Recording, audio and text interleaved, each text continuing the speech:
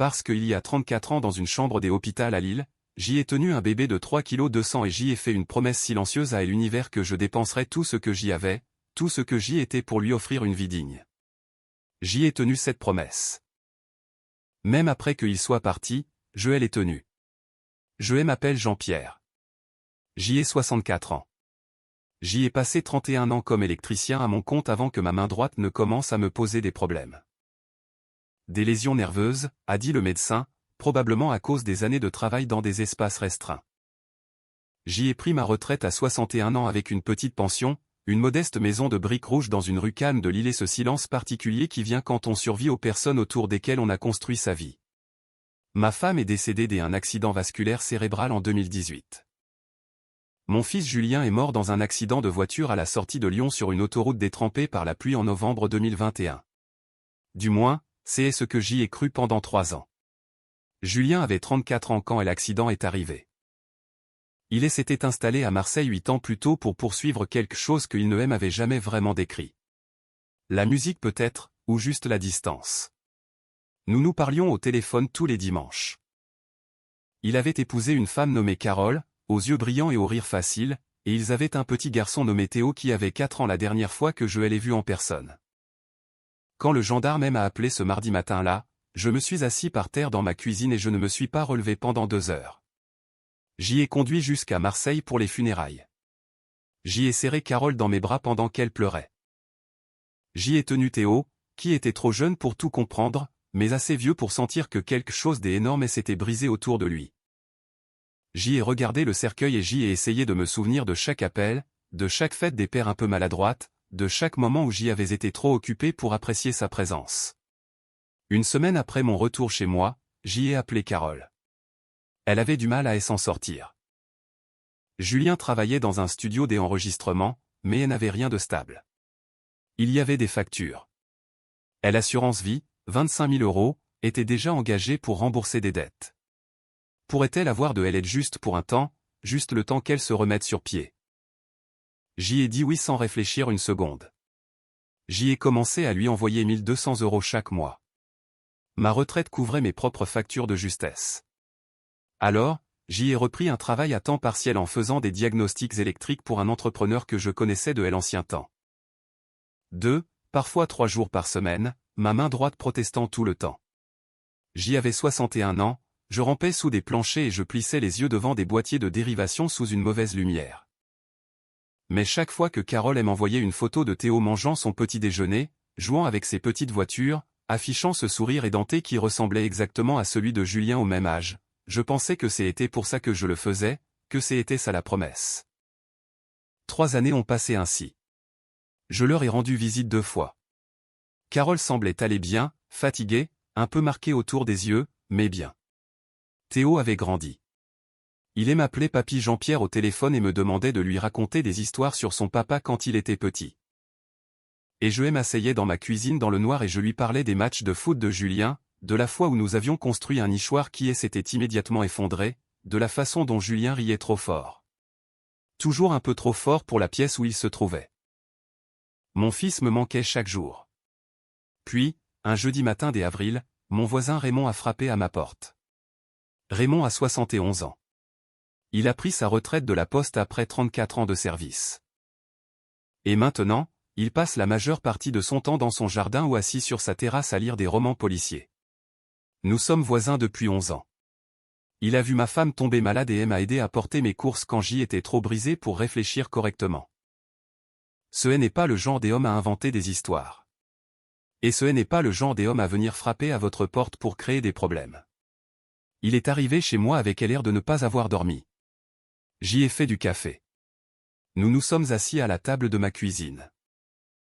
Il faisait tourner sa tasse entre ses mains sans y boire. J'y ai besoin de te dire quelque chose, a-t-il dit, et j'y ai besoin que tu m'écoutes jusqu'au bout avant de dire quoi que ce soit. Je lui ai dit d'y aller. Ma fille Sandrine vit à Marseille, tu le sais. J'y ai hoché la tête. Raymond lui rendait visite 2 fois par an. Il descendait et remontait dans sa vieille Citroën. J'y étais là-bas le mois dernier pour son anniversaire. Nous sommes allés dans un restaurant de grillades dans le quartier de l'Estac qu'elle aime bien. Nous étions assis en terrasse et j'y ai vu un homme de l'autre côté de la rue. Il s'est arrêté. Jean-Pierre, il ressemblait à Julien. Je n'ai rien dit sur le coup. Je sais ce que ça implique. Je sais. Je me suis dit que je me trompais. Les cheveux étaient différents, plus courts, et il avait une barbe. Mais sa façon de marcher, tu sais comment Julien marchait, cette sorte de bascule vers l'avant comme s'il était toujours pressé d'arriver quelque part. Je reconnaîtrais cette démarche entre mille. Je l'ai observé de l'autre côté de la rue pendant 10 minutes pendant que Sandrine parlait et j'y ai à peine entendu un mot de ce qu'elle disait. Mon café refroidissait. Je ne bougeais plus.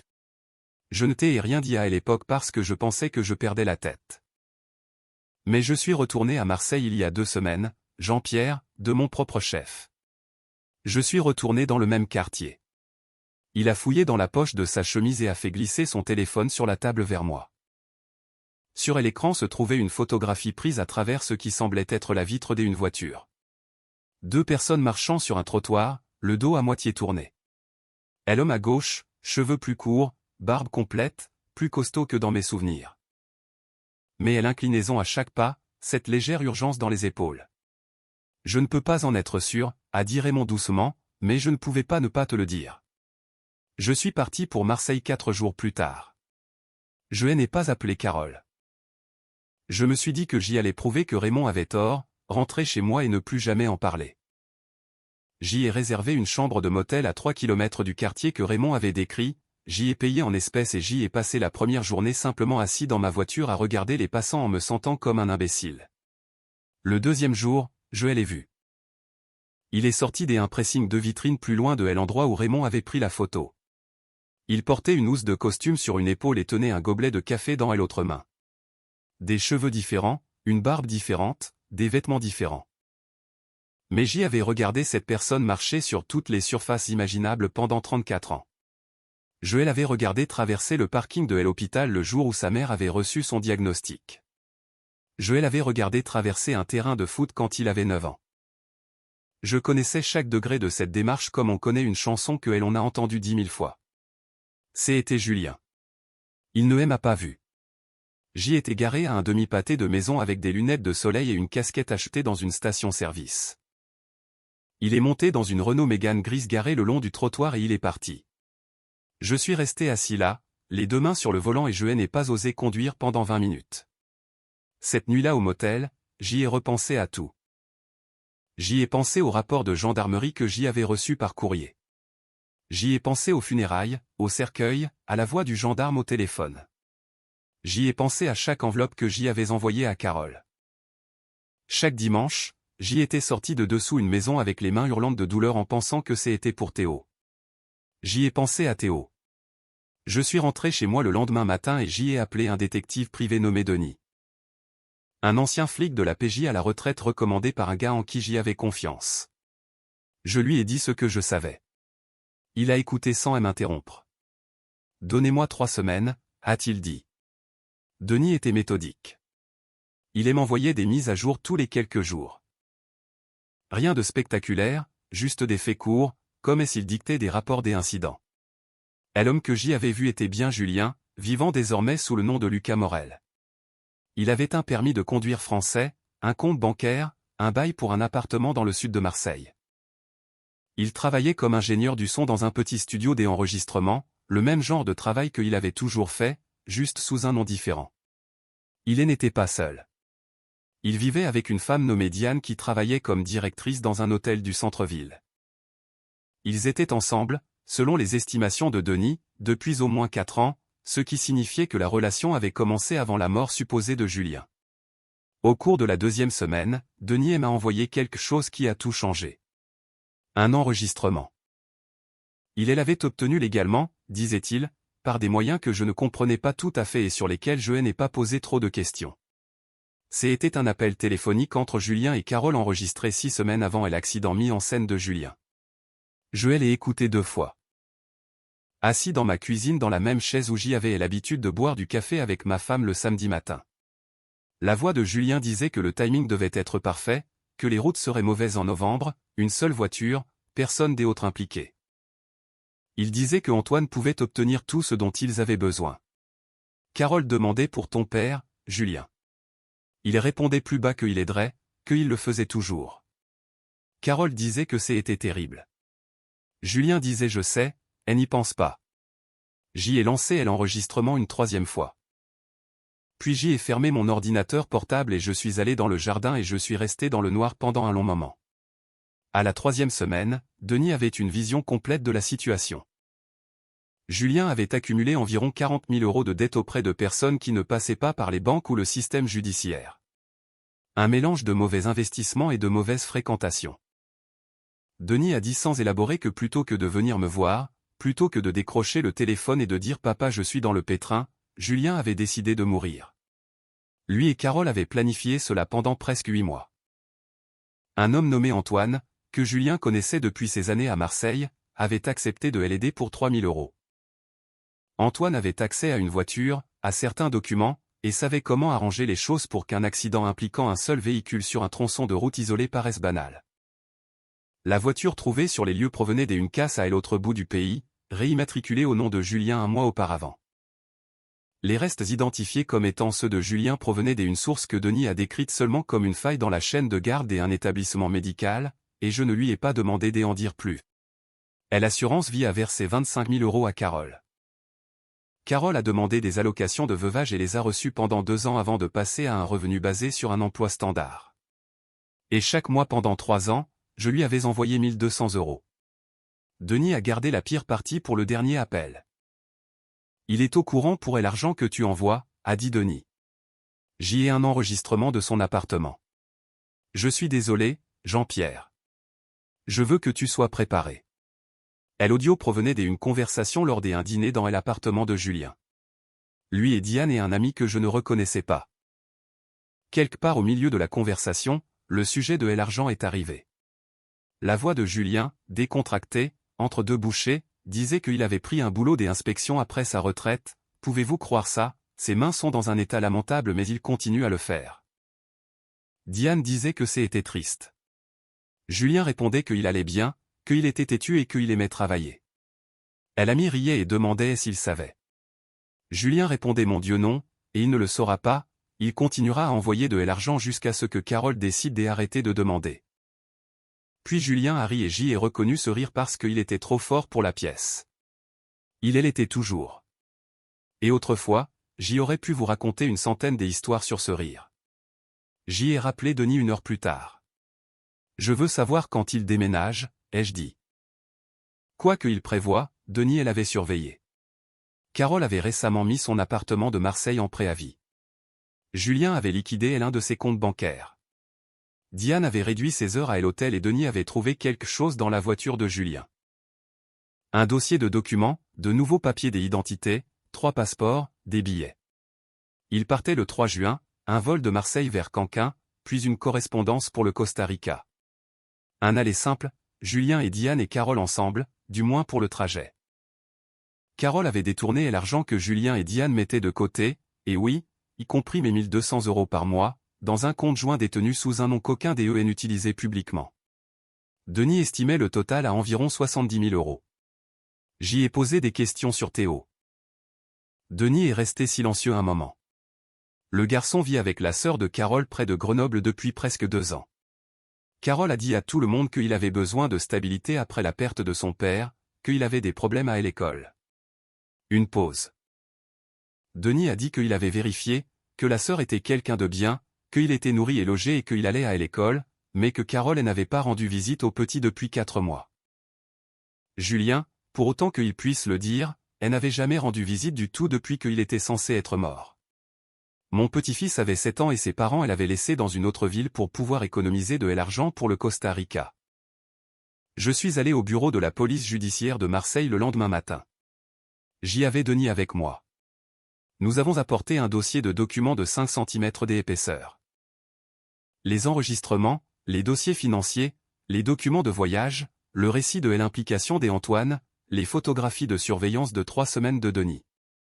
Une commissaire nommée Laurence Vallée s'est assise en face de nous et a tout lu sans parler. Quand elle a fini, elle a levé les yeux. C'est important, a-t-elle dit. Votre belle-fille a perçu frauduleusement des allocations de veuvage pendant 2 des 3 années. Cela seul est une affaire pénale sérieuse. Ajoutez à cela la fraude à l'assurance, et l'usurpation des identités et les accusations de complot, et oui, nous pouvons agir. Elle aime à regarder directement. Nous voulons les arrêter à l'aéroport. J'y ai posé des questions sur Théo. La commissaire Vallée a hoché la tête. Nous coordonnerons avec les services de protection de l'enfance. Compte tenu de ce que nous avons ici, les procédures de garde devraient avancer rapidement. Avez-vous l'intention de faire une demande? J'y ai dit que j'y avais l'intention de faire tout ce qu'il faudrait. Je suis rentré chez moi à Lille et j'y ai attendu. Le jour avant le vol, j'y ai envoyé à Carole ces derniers 1200 €. Je les ai mis dans une enveloppe comme toujours et je l'ai conduite à la poste moi-même. Je me suis tenu au guichet et je l'ai remise à l'employé en pensant à 3 années des enveloppes. J'y ai pensé à ma main droite, à la façon dont elle me faisait mal la nuit, à la façon dont j'y avais commencé à garder une bouillotte sur la table de chevet. J'y ai pensé à Julien à 7 ans, debout dans notre jardin essayant d'attraper des lucioles et riant de ce rire trop fort. Puis je suis rentré chez moi et j'y ai fait mon sac. Le 3 juin, aéroport de Marseille-Provence. 9h15 du matin. Je me tenais près d'un kiosque à café au niveau des départs, portant une veste dont je n'avais pas besoin sous la chaleur de juin parce que la commissaire Vallée m'avait dit de rester en retrait et discret. Il y avait 4 agents positionnés à des intervalles qui semblaient aléatoires mais qui ne l'étaient pas. Denis se tenait près du comptoir des enregistrements. Nous étions là depuis 7h du matin. Carole a franchi les portes en premier. Elle tirait une grande valise à roulettes, portant des lunettes de soleil à l'intérieur, ses cheveux coupés plus courts que dans mes souvenirs. Elle ressemblait à quelqu'un qui était déjà presque ailleurs. Elle semblait presque libre. Julien est arrivé 30 secondes derrière elle avec Diane à ses côtés. Il portait une casquette de baseball enfoncée sur ses yeux. Une barbe différente de celle que j'y avais vue en avril, plus soignée comme s'il s'était préparé pour le voyage. Il marchait avec cette démarche, la même qu'il avait depuis qu'il était en âge de marcher. Et je les regardais passer les portes automatiques et entrer dans le terminal où je me tenais. Et j'y ai pensé, je te connais. Je t'ai préparé ton petit déjeuner pendant 18 ans. Je t'ai conduit à l'école quand tu ratais le bus. Je t'ai sorti d'un lac gelé quand tu avais 11 ans parce que tu pensais pouvoir marcher sur la glace en mars.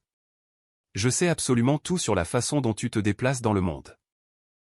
Il ne m'a pas vu jusqu'à ce que la commissaire Vallée se place devant lui. Pendant un moment, il s'est juste arrêté. Ses yeux ont parcouru le terminal rapidement, comme le font les gens qui calculent. Puis ils se sont posés sur moi. Je ne sais pas ce qu'il s'attendait à trouver sur mon visage. Quoi que ce fût, j'espère qu'il ne l'a pas trouvé. La commissaire Vallée a prononcé son nom, son vrai nom, et il a tressailli comme s'il avait reçu une gifle. Diane a attrapé son bras puis elle a immédiatement lâché parce qu'il y avait un autre agent à côté d'elle. Carole avait déjà cessé de marcher. Julien a essayé de faire un pas vers la droite, et un troisième agent lui a coupé la route avant qu'il ne l'ait terminé. « Papa » a-t-il dit, « Papa, écoute-moi. » J'y ai dit je ne vais pas faire ça. Je l'ai dit doucement. J'y avais réfléchi à ce que je dirais si j'y en avais la chance. Et j'y avais pensé à dire beaucoup de choses sur sa mère, sur le lac, sur la table du petit déjeuner, sur Théo me demandant de lui raconter des histoires sur un père qui était en fait bien vivant à Marseille en train de dîner et de rire d'un vieil homme à la main abîmée. Mais à la fin, c'est tout ce que j'y ai dit. Je ne vais pas faire ça parce qu'il n'y avait rien qu'il puisse m'expliquer qui donnerait un sens à ces 3 dernières années. Et j'y en avais assez d'être une personne à qui on devait expliquer les choses. Ils ont menotté Julien et Carole dans le terminal. Diane a été menottée près de la porte des embarquements. Je les ai regardés tous les 3 et j'y ai ressenti quelque chose que je n'attendais pas. Rien de spectaculaire, pas de satisfaction, pas de chagrin, juste une sorte d'apaisement. La façon dont une maison fait du bruit quand la température change. Ils ont trouvé les passeports dans le sac à main de Carole. Ils ont trouvé 61 000 € en espèces répartis dans les 3 bagages enregistrés. Ils ont trouvé un dossier des annonces immobilières au Costa Rica dans la poche de la veste de Julien. Le processus judiciaire a pris 8 mois. Julien a été accusé d'escroquerie, de complot, d'usurpation des identités, de fraude à l'assurance et de falsification de registres de décès. Carole a fait face aux mêmes accusations plus la perception frauduleuse de prestations fédérales, ce qui a ajouté un poids significatif à son dossier. Diane a été accusée de complot et de complicité. Antoine, que Denis avait aidé à localiser dans une affaire séparée, a été inculpé pour ses propres chefs des accusations et a négocié une peine réduite en échange de son témoignage. La défense a soutenu que Julien avait agi sous une contrainte extrême, que la situation de sa dette ne lui laissait aucune option rationnelle, qu'il souffrait des anxiétés et de mauvais jugements. Le procureur a souligné qu'au cours de 3 années, Julien avait passé environ 156 appels téléphoniques à Carole et que l'équipement des enregistrements de Denis en avait capturé 47, dont aucun ne suggérait un homme paralysé par le regret. Julien a été condamné à 9 ans de prison. Carole a reçu 6 ans. Diane a reçu 3 ans. J'y ai conduit jusqu'à Grenoble un mardi de février. La sœur de Carole s'appelait Béatrice. Elle vivait dans une maison étroite près de l'université avec un petit jardin envahi par les mauvaises herbes en hiver. Elle a ouvert la porte avant que je ne puisse frapper et m'a regardé avec l'expression de quelqu'un qui attendait cela et ne savait pas s'il devait être soulagé ou triste. Il sait pour sa mère, a-t-elle dit. J'y ai dû lui dire quelque chose quand elle n'est pas venue pour Noël. Je lui ai dit qu'elle était malade. Elle s'est arrêtée. Elle a ajouté qu'il ne savait pas pour Julien, pour son père, qu'elle ne savait pas comment lui dire. Moi non plus, ai-je dit honnêtement. Puis-je le voir? Elle m'a conduit à travers la maison jusqu'à la cuisine où un garçon était assis à la table en train de faire ses devoirs. Il avait 7 ans avec les yeux sombres de son père et la façon de son père de se recroqueviller sur une page comme s'il essayait d'empêcher le monde de voir ce sur quoi il travaillait. Il a levé les yeux quand je suis entré. Je n'avais pas vu Théo en personne depuis plus de 2 ans. Il était devenu si grand. Béatrice a dit Théo, est-ce que tu te souviens de papy Jean-Pierre? Il m'a étudié un moment avec ses yeux sombres, et je suis resté immobile et je l'ai laissé regarder. Tu as un chien, a-t-il dit. Un noir avec une tache. J'y ai presque ri. Hector, mon labrador noir avec la tache blanche sur le poitrail, était mort le printemps précédent. Mais la dernière fois que Théo était venu à Lille, il avait été obsédé par ce chien. C'est vrai, tu as une bonne mémoire, quel était son nom déjà? Hector. Théo a hoché la tête comme si j'y avais confirmé quelque chose d'important. Puis il a demandé est-ce que tu vas m'emmener quelque part? J'y ai regardé Béatrice. Elle m'a fait un petit signe de tête. J'y ai pensé que tu pourrais peut-être venir rester avec moi pendant un moment, ai-je dit, à Lille, dans la maison où ton papa a grandi. Théo a réfléchi à cela un instant. Est-ce qu'il y a un jardin? Un bon jardin avec un grand chêne à l'arrière. Est-ce qu'on peut y grimper? Ton père essayait, ai-je dit, il n'était pas très doué pour ça. Quelque chose a traversé le visage de Théo. Compliqué. Silencieux. Est l'expression d'un enfant qui a appris à garder ses sentiments à une distance prudente. Puis son regard s'est adouci juste un peu. D'accord, a-t-il dit, et il s'est remis à ses devoirs. Le processus de garde a pris 4 mois. Béatrice s'est montrée coopérative. Elle avait elle-même 64 ans, ses propres enfants étaient grands et partis, et elle faisait quelque chose de gentil et d'épuisant depuis 2 ans. Le tribunal de la famille a tout examiné, les procédures pénales, les évaluations de la protection de l'enfance, ma situation financière, mon passé, et a approuvé l'arrangement. En juin, j'y ai conduit jusqu'à Grenoble un samedi et j'y ai aidé Théo à emballer ses affaires dans 2 sacs de sport et un sac à dos avec un dinosaure dessus. Il n'a pas beaucoup parlé sur le chemin du retour vers Lille. Il regardait par la fenêtre les collines et l'autoroute et me demandait toutes les 45 minutes environ si nous approchions. Je lui disais oui à chaque fois, que ce soit vrai ou non. Quand nous nous sommes garés dans l'allée de la maison, Théo est sorti de la voiture et s'est tenu dans le jardin de devant pendant un long moment à regarder la maison. C'était la maison dans laquelle j'y avais grandi. La maison que j'y avais héritée de mes parents. La maison où j'y avais élevé Julien. La peinture avait besoin d'être rafraîchie. La marche des entrées avait une fissure que je comptais toujours combler. Elle est vieille, a dit Théo. Elle l'est. Je l'aime bien, a-t-il ajouté, et il a ramassé son sac à dos dinosaure et s'est dirigé vers la porte des entrées comme s'il était déjà venu ici. Raymond est passé ce soir-là. Il s'est assis sur la terrasse avec moi pendant que Théo dînait à la table de la cuisine, visible par la fenêtre. Théo avait trouvé un carnet de croquis dans son sac à dos et dessiné quelque chose avec une concentration totale. Sa langue dépassait légèrement d'un côté comme Julien avait l'habitude de le faire. « Tu vas bien » a demandé Raymond. « J'y arrive » ai-je répondu. Raymond a hoché la tête. Il comprenait que j'y arrive était la réponse honnête et n'a pas insisté. Je pensais parfois à Julien. Je pensais aux appels que nous avions et l'habitude d'avoir les dimanches, si une partie des entre eux avait été réelle.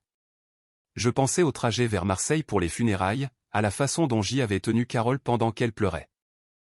Je pensais à combien de temps une personne peut pleurer quelqu'un qui est toujours en train de marcher, de dîner et de rire dans un appartement à l'autre bout du pays. Je me demandais si Julien, dans sa cellule quelque part dans le système pénitentiaire, pensait parfois à la cabane que nous avions essayé de construire dans le jardin quand il avait 10 ans ou à la fois où nous avions conduit 8 heures pour voir un match de foot pour son anniversaire ou à n'importe laquelle des choses ordinaires et irremplaçables que nous avions accumulées pendant 34 ans avant qu'il ne décide de mourir et d'emporter tout cela avec lui. J'y ai décidé que j'y avais le droit d'arrêter de penser à ça. En septembre, Théo est entré en classe de CE1 à l'école située à 6 pâtés de maison de notre maison. Je l'y accompagnais chaque matin et j'y allais le chercher chaque après-midi. Il s'en sortait bien, me disait son enseignante, curieux, un peu calme, mais nouant des amitiés. Il avait l'habitude de dessiner sur n'importe quelle surface plane disponible, ce qui était une source de léger conflit permanent avec son enseignante et pas un problème que j'y étais particulièrement motivé à résoudre. Ma main droite me faisait toujours mal.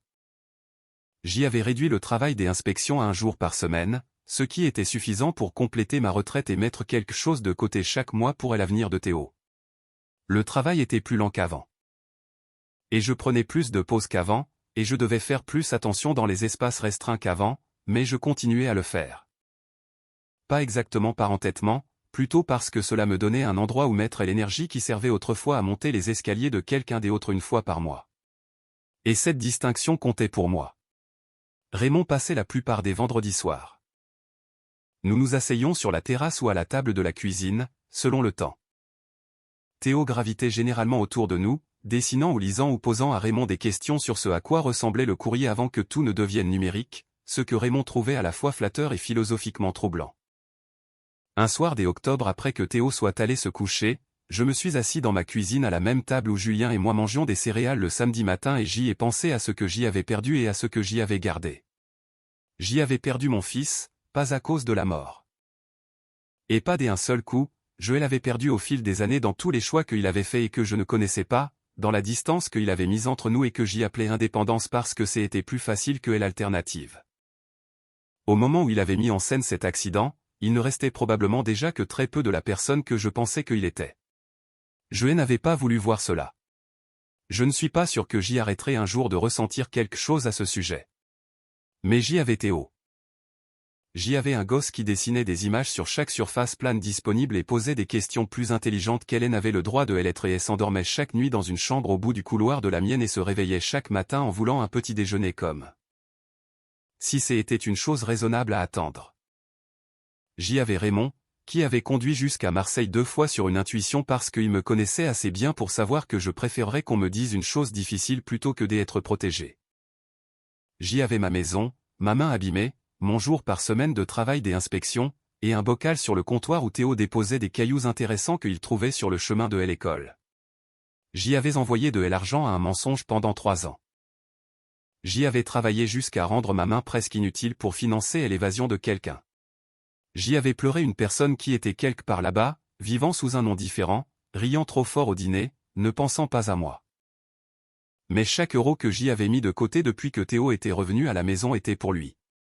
Chaque heure de travail minutieux, chaque chèque déposé, chaque décision que je prenais sur l'endroit où dépenser et l'endroit où économiser. Tout cela pointait dans une seule direction, pas vers l'arrière vers ce que j'y avais perdu, mais vers l'avant vers un enfant dans la pièce des à côté qui voulait savoir si on pouvait encore grimper aux chênes dans le jardin, et si son papa avait été doué pour ça, et si j'y allais partir. Je n'allais pas partir. Un vendredi soir de novembre, Théo est descendu après que j'y ai cru qu'il dormait, comme le font les enfants, en chaussettes et en pyjama, portant son carnet de croquis. J'y ai fait quelque chose, a-t-il dit. Il m'a montré un dessin, une maison reconnaissable comme la nôtre avec la marche des entrées fissurées incluse et un jardin et un arbre et 2 personnages dans le jardin. Le plus grand avait une main droite abîmée indiquée par un gribouillis sur les doigts. Le plus petit était en train de grimper à l'arbre. « Est-ce que c'est toi là-haut » ai-je demandé. « Oui, j'y ai atteint la 3e branche. »« Quand est-ce que c'est arrivé » Cet après-midi pendant que tu étais au téléphone. Il a regardé le dessin avec l'œil critique de quelqu'un qui évalue son propre travail. Je peux probablement atteindre la 4e, a-t-il dit, si elle écorce est meilleure de ce côté-là. J'y ai regardé le dessin pendant un long moment. La maison avec la marche fissurée, elle arbre, les deux personnages, elle un avec une mauvaise main, elle autre qui grimpe. C'est bien, ai-je dit. Je sais, a-t-il répondu sans aucune arrogance particulière, juste comme une constatation. Puis il a glissé le carnet de croquis sous son bras et est remonté à l'étage. Je me suis assis dans la cuisine dans le calme et j'y ai repensé à l'appel téléphonique qui était arrivé 3 ans plus tôt un mardi matin et au sol sur lequel je m'étais assis pendant 2 heures et à tous les dimanches depuis lors et à Raymond conduisant seul jusqu'à Marseille dans sa vieille Citroën parce qu'un voisin valait bien ce genre de peine. J'y ai pensé à jusqu'où une promesse peut vous porter et à ce que vous trouvez quand vous y arrivez enfin. Puis j'y ai éteint la lumière de la cuisine et je suis parti me coucher. Cette histoire nous plonge dans une réflexion profonde sur la loyauté familiale et les limites de l'amour paternel face à une trahison inimaginable. Le personnage de Jean-Pierre incarne cette résilience silencieuse propre à une génération qui place le devoir et la parole donnée au-dessus de tout. Ce qui est particulièrement frappant ici, ce n'est pas seulement la fraude matérielle, mais le vol du deuil. Faire croire à son propre père que l'on est mort, le laisser pleurer sur un cercueil vide tout en acceptant son argent durement gagné, relève d'une cruauté psychologique rare. Pourtant, la fin apporte une lueur d'espoir grâce à la figure du petit Théo. En choisissant de protéger son petit-fils et de lui offrir la stabilité que ses propres parents lui ont refusée, Jean-Pierre transforme sa douleur en une nouvelle mission de vie.